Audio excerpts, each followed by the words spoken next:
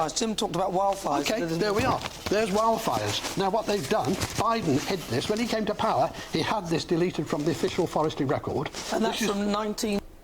What?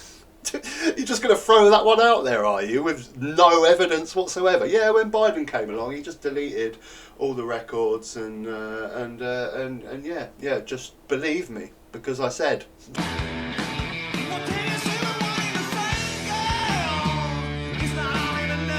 Now time for Climate Control, where we unpack all the biggest climate stories of the week. It's time for Climate Control, that's right, it's the day of the week where GB News get on top of all climate related stories. And the greatest thing about GB News is you know that from a reputable broadcaster like GB News that you're going to be getting the facts. There's going to be no bias or anything like that.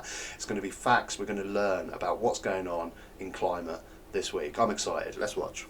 And now one of the key pledges of the King's speech this week was Rishi Sunak's government's decision to grant annual oil and gas licences for drilling in the North Sea. Joining me to discuss, I have Jim Dale, meteorologist and social commentator, and Paul Burgess, a climate scientist. I'm going to start with you, Jim Dale. Thank you. OK, so Rishi Sunak's speech, you heard the question was within that. I'm not going to say it all over again. No, Sunak is handbrake turn, and he's chasing votes. He's not chasing anything else. He's trying to go take votes off the Reform UK party.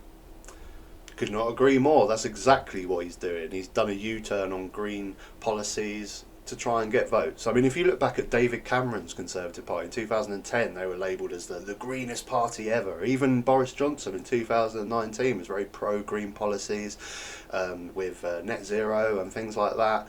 And Sunak knows he can't win an election on the economy. They stuffed that up. He can't win it on the NHS, on crime, on education, on immigration even.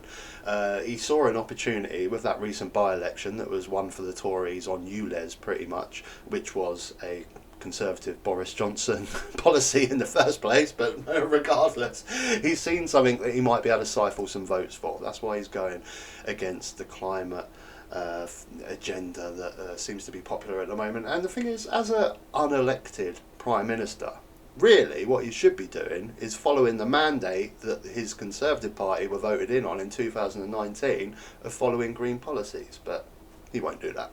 Who are prescribed climate deniers. And that's where he is, a bit like the UKIP in the last election. I think they would argue that they're not climate deniers. They just don't. They may not subscribe to the science. Yeah, if you look in the dictionary. Isn't that literally the definition of a climate denier? Someone that denies the science of climate change.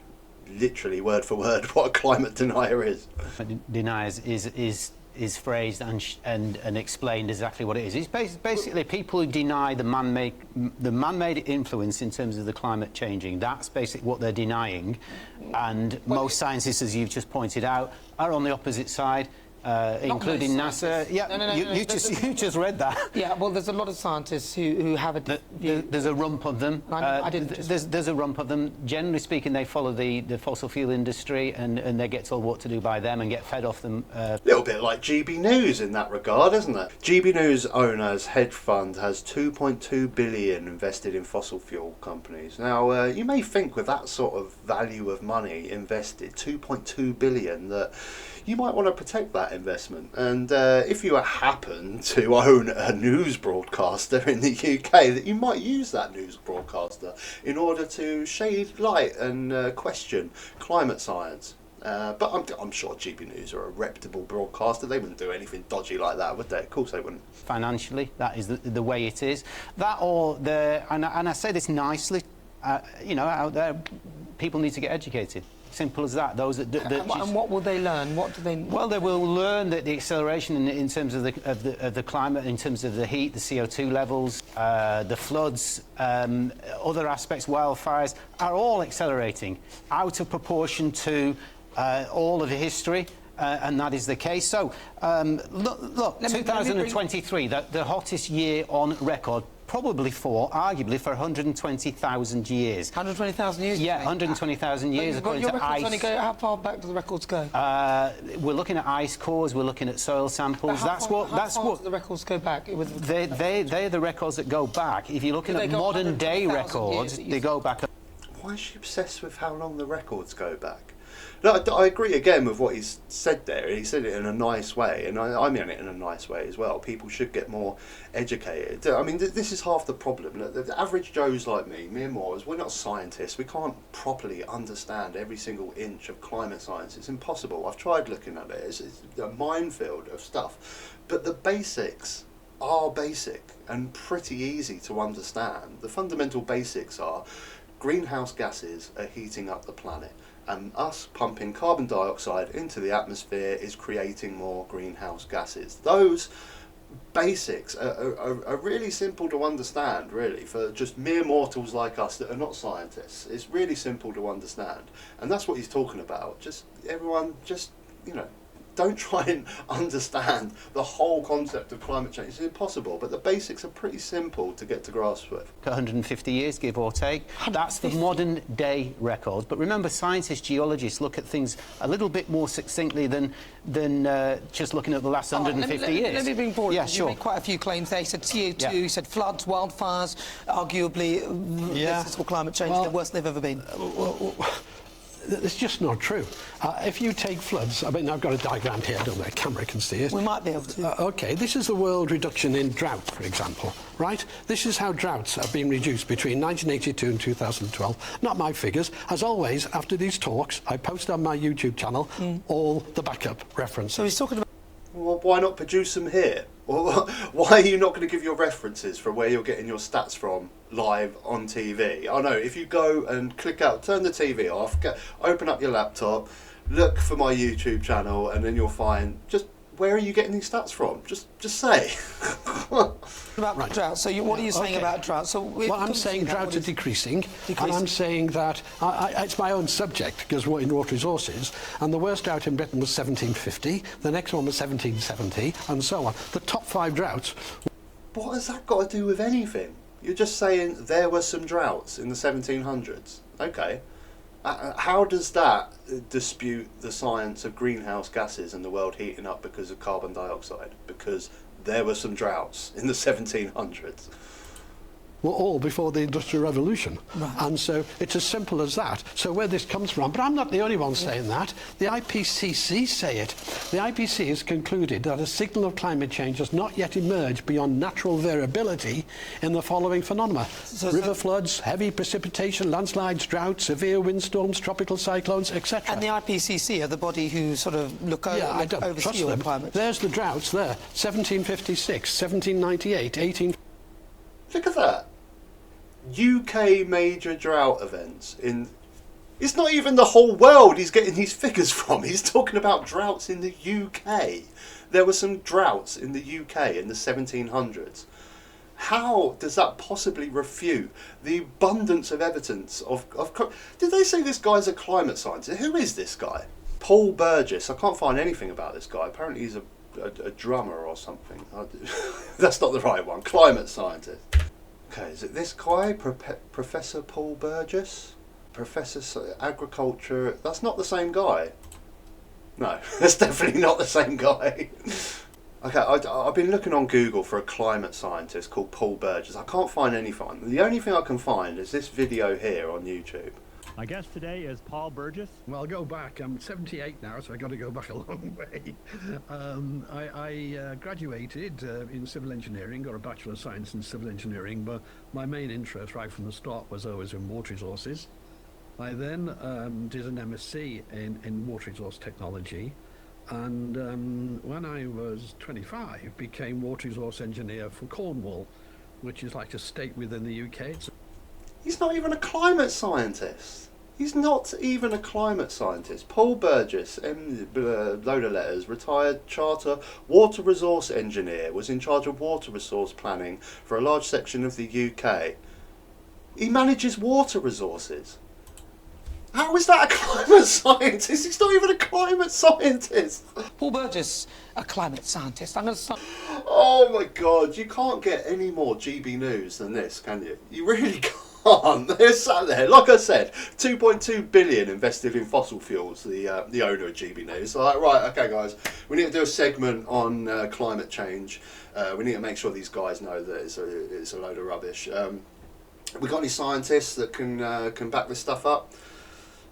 Well, the problem is 97% of all scientists actually agree on the climate science. Oh shit, okay. What's the nearest thing you got? We got some bloke that was in charge of water from Cornwall that's happy to give it a go. Perfect! Let's just put him on, say that he's a climate scientist. These GB News viewers won't know any different. They're not going to question it, are they? They're not going to Google him or try and actually research what his name is. Just say he's a climate scientist and we'll whack him on. 54, 1887, they're the worst droughts. When I did this work, I checked it up with the Environment Agency, because they've been my old colleagues in effect, and in fact they said there's no evidence in their official government report of any worse droughts. Then you go on to, let's go on to hurricanes. Hurricanes have been reducing since, these are my figures, 1990, right? So, you know... What about wildfires? Jim talked about wildfires. Okay, there we are. There's wildfires. Now, what they've done, Biden hid this. When he came to power, he had... My God, GB News need to sort this out. His chair's squeaking, his rustling papers, we can't hear a goddamn thing. I mean, they're probably the most... If you're going to start up a news channel, I'd say the very first thing that you get right, before anything else, is sound.